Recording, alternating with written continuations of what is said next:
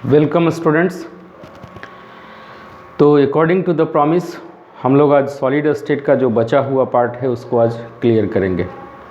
Time duration को कम करते हुए कम टाइम में ज़्यादा से ज़्यादा रिवीजन हो, आपके लिए मैं पहले से लिख दिया हूँ। तो यहाँ हम लोग वॉइड छूट गया है, वॉइड, पैकिंग एफिशिएंसी, इम्परफेक्शन, ये तीन पार्ट हैं। तीनों को हम लोग देखेंगे बारी बारी से। वॉइड्स क्या होता है? खाली स्थान, एम्प्टी स्पेस। तो वॉइड हो गए इसमें द होल केप्ट और empty space kept in the close packing of a sphere are called interstitial sites, और इसको क्या बोलते हैं? वॉइड्स। जो गैपिंग जो बच गई उसी को बोलते हैं वॉइड्स। ये तीन तरह के वॉइड। ट्रायंगुलर वॉइड जिसमें 3 स्फेयर इन कांटेक्ट, और एग्जाम्पल इसका हो गया B2O3 boron nitride. Tetrahedral voids 4 spheres जिसमें 4 स्फेयर्स के कांटेक्ट से बनता है ये टेट्राहेड्रल वॉइड। और इसमें अगर किसी क्यूब में पूछा जाए कितने टेट्राहेड्रल वॉइड होंगे यूनिट सेल में, तो यहाँ 8 टेट्राहेड्रल वॉइड, क्योंकि हर एक टेट्राहेड्रल वॉइड का जो पोजीशन होता है वो कहाँ होता है? बॉडी डायगोनल पर, 1/4 डिस्टेंस फ्रॉम द कॉर्नर।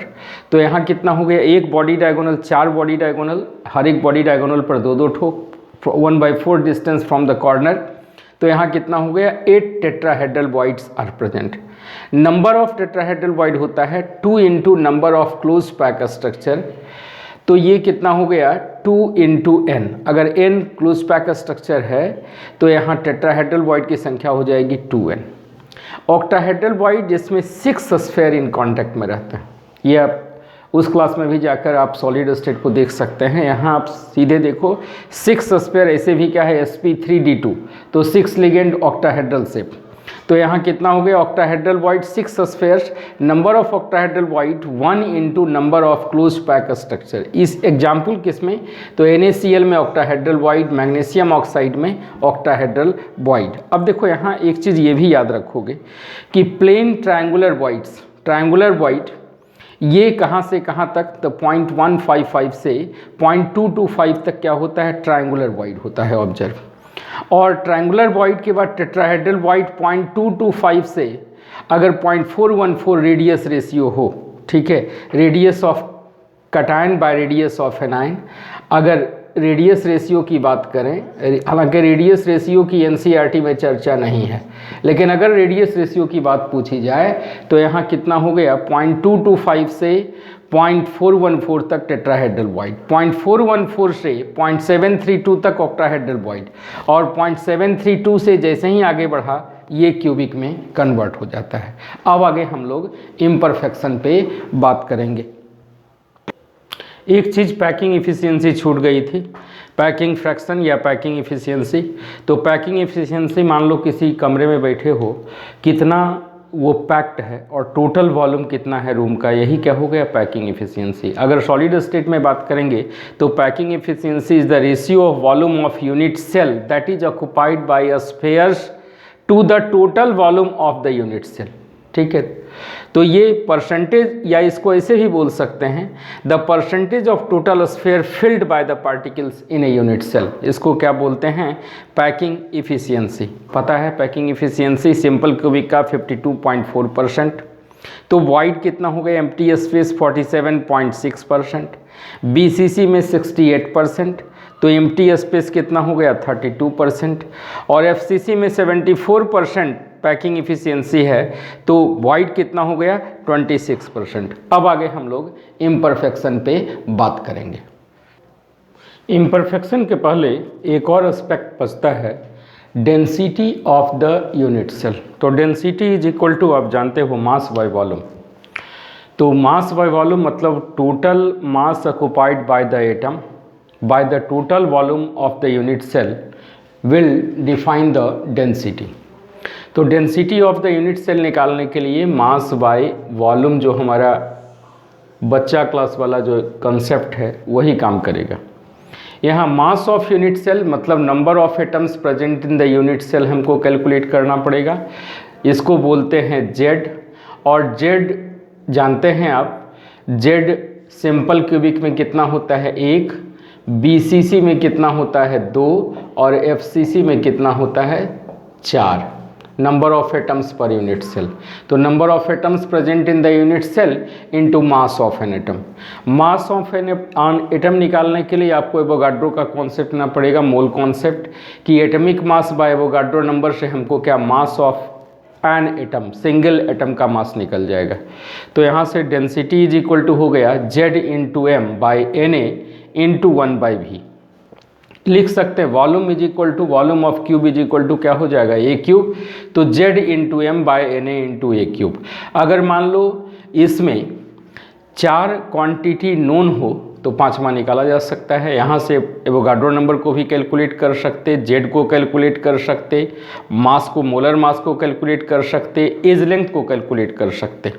यहाँ एज लेंथ अगर निकालने के लिए बोलेगा तो यहाँ रूट क्यूब क्या हो जाएगा Z into M by rho into N A, जहाँ एम है मोलर मास, रो है डेंसिटी, जेड है number of atoms per unit cell और एन ए क्या हो गया एवोगाड्रो नंबर। अब हम लोग आते हैं इम्परफेक्शन और डिफेक्ट इन सॉलिड। तो इम्परफेक्शन मतलब any deviation from the crystalline arrangement of the crystal is called as imperfection और डिफेक्ट्स इन सॉलिड। ये इम्परफेक्शन दो तरह का, एटमिक इम्परफेक्शन या इसको बोलते हैं पॉइंट इम्परफेक्शन, डिफेक्ट बोला जाता है, और दूसरा हो गया लाइन डिफेक्ट। एटमिक और पॉइंट डिफेक्ट, अगर सिंगल लैटिस पॉइंट से अगर कोई एटम एक या तो मिस कर जाए या इंटरस्टिशियल पोजीशन पर आ जाए या कहीं बाहर से उसमें इम्प्योरिटी डाल दें, तो ये क्या कहलाएगा पॉइंट डिफेक्ट और एटमिक डिफेक्ट। अगर किसी क्रिस्टलाइन सॉलिड में एक लाइन से अगर समूचे एटम उसके हट जाएं तो वो क्या कहलाया लाइन डिफेक्ट कहलाया। इसको डिसलोकेशन इफेक्ट भी कहते हैं। ये आप लोगों के सिलेबस में पढ़ना नहीं है।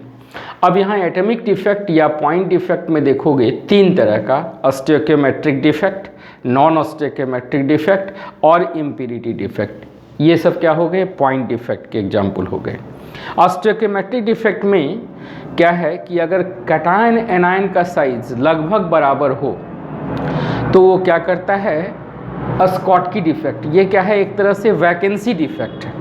ये किस तरह का है वैकेंसी डिफेक्ट की क्रिस्टलाइन अरेंजमेंट से कोई एक एटम वहाँ से हट गया तो ये क्या कहलाएगा स्कॉटकी डिफेक्ट। स्कॉटकी नाम के साइंटिस्ट इसको बताए कि आयनिक सॉलिड में वैकेंसी डिफेक्ट होता है, इसी को स्कॉटकी डिफेक्ट बोलते हैं। एग्जाम्पल इसका NaCl, KCl, CSCl, KBr। देखो इसमें नोट करने वाली क्या क्या बात है। डेंसिटी अगर स्कॉटकी डिफेक्ट होगा तो डेंसिटी घटेगी, डेंसिटी डिक्रीजेज। अस्टेबिलिटी उसकी क्या होगी डिक्रीज करेगी। इलेक्ट्रिकल कंडक्टिविटी उसका इंक्रीज करेगा। EC मतलब हो गया इलेक्ट्रिकल कंडक्टिविटी उसका बढ़ेगा, क्योंकि कोई ना कोई उसमें जो लैटिस पॉइंट है वो डिस्टर्ब हो गया तो उसका इलेक्ट्रिकल कंडक्टिविटी इंक्रीज कर जाएगा, लेकिन लैटिस एनर्जी उसकी क्या होगी डिक्रीज करेगी। ये स्कॉटकी डिफेक्ट है।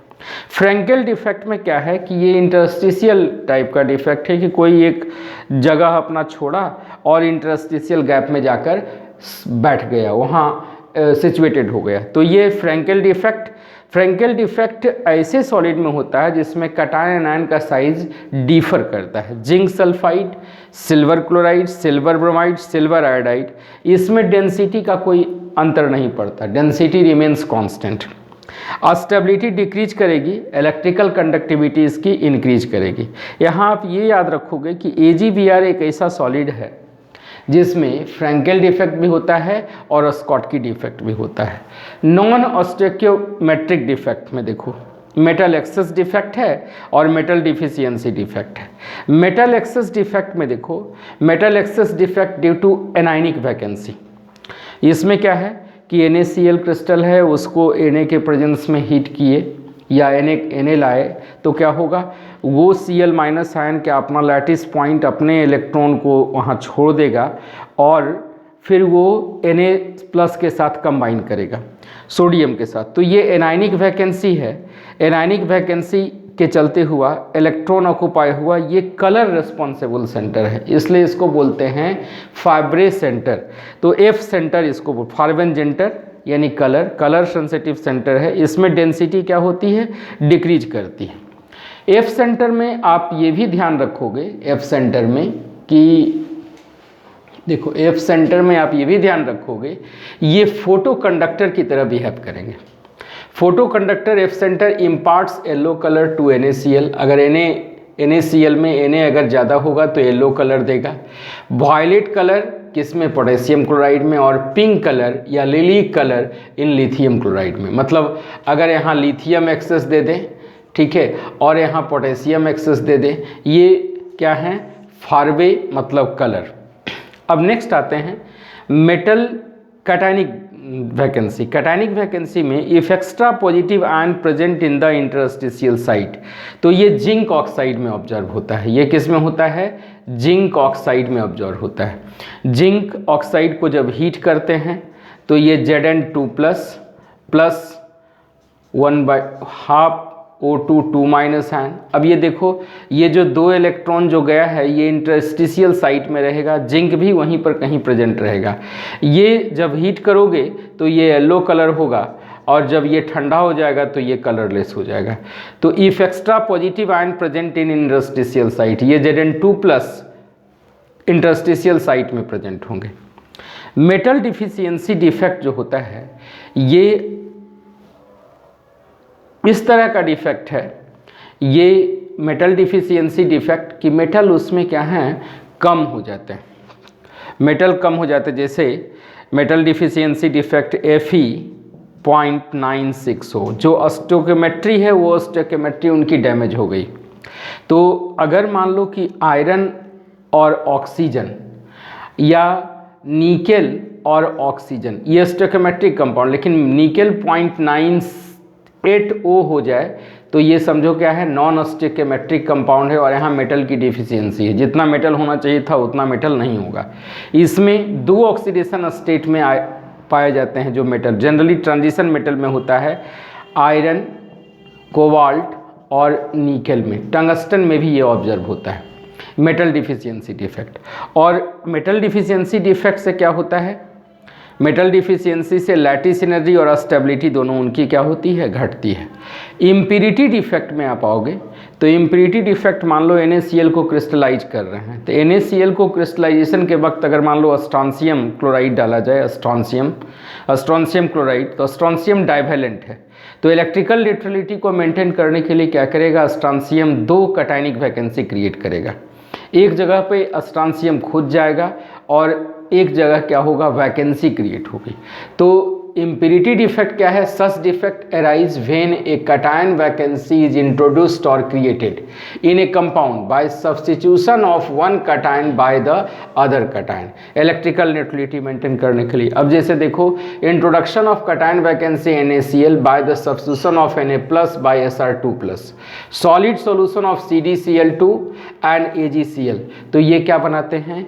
Impurity defect. इम्प्योरिटी डिफेक्ट का एक और एग्जाम्पल हो गया N टाइप और P टाइप। तो N टाइप सेमीकंडक्टर और P टाइप सेमीकंडक्टर। सेमीकंडक्टर अगर मान लो ग्रुप 14 वाले एलिमेंट, तो सिलिकॉन जर्मेनियम को इंट्रिंसिक सेमीकंडक्टर बोलते हैं, और उसमें अगर इम्प्योरिटी, उस प्रोसेस को बोलते हैं डॉपिंग, उस प्रोसेस को बोला जाता है डॉपिंग। तो N टाइप सेमीकंडक्टर अगर 14th ग्रुप में 15th ग्रुप वाले एलिमेंट को मिलाया जाए, मतलब क्या है? सिलिकॉन और जर्मेनियम में अगर मान लो आर्सेनिक को मिला दें तो ये क्या कराएगा? N टाइप सेमीकंडक्टर बनाएगा। अगर मान लो 14 ग्रुप में 14th ग्रुप वाले एलिमेंट में 13 ग्रुप वाले एलिमेंट को मिक्सअप किया जाए तो ये क्या बनाएगा?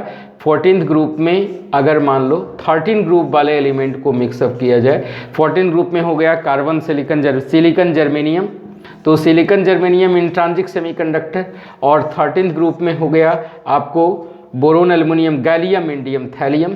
तो अगर मान लो गैलियम इंडियम से मिलाया जाए जिस प्रोसेस को बोलते हैं डॉपिंग, तो ये P टाइप सेमीकंडक्टर बनाता है। ये आप देखिए N टाइप और P टाइप दोनों इलेक्ट्रिकली क्या होते हैं? न्यूट्रल होते हैं। N टाइप भी न्यूट्रल है, P टाइप भी न्यूट्रल। ऐसा नहीं कि N टाइप मतलब क्या हो गया कि ये निगेटिवली चार्ज और P टाइप मतलब पॉजिटिवली चार्ज, दोनों क्या है? इलेक्ट्रिकली न्यूट्रल है। लेकिन N टाइप में क्या है? एक्स्ट्रा इलेक्ट्रॉन है और P टाइप में होल्स हैं। तो ये हो गए सॉलिड स्टेट का। आप इसका स्क्रीनशॉट ले लीजिए और रिवाइज कीजिए। All the best to all of you. और कंटिन्यूटी बनी रहनी चाहिए। Okay, thanking you all.